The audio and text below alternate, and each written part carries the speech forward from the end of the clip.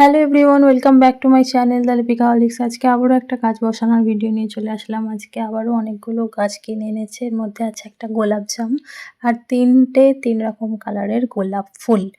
একটা হচ্ছে সাদা, একটা হচ্ছে লাইট পিঙ্ক কালার, একদম বেবি পিঙ্ক, আর একটা হচ্ছে পিঙ্ক মানে বেবি পিঙ্ক আর রানী কালারের বাই কালার, মানে ছিটে ছিটে আছে, দেখতেই পাবে। তো এখানে দেখো গর্ত খোঁড়া হয়ে গেছে।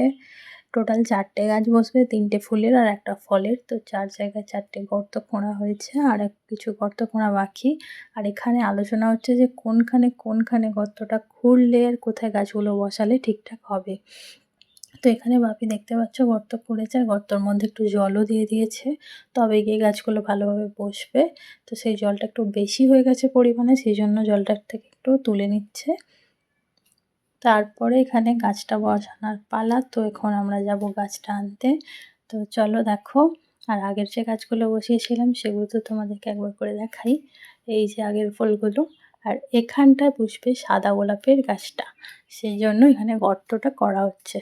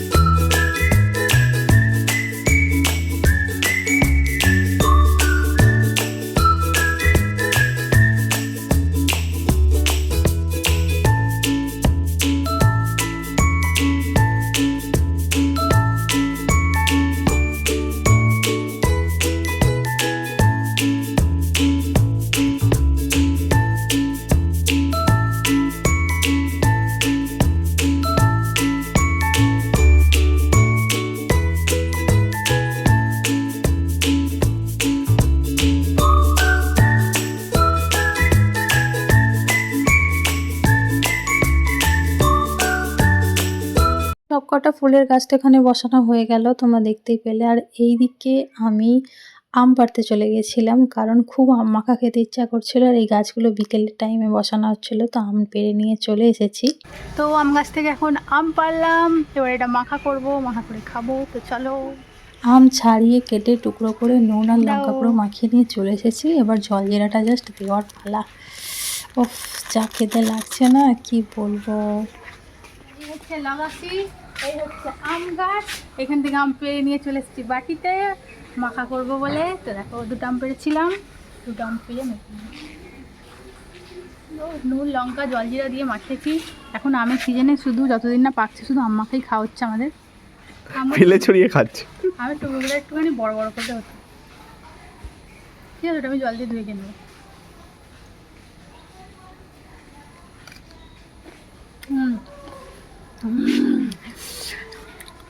খাবে?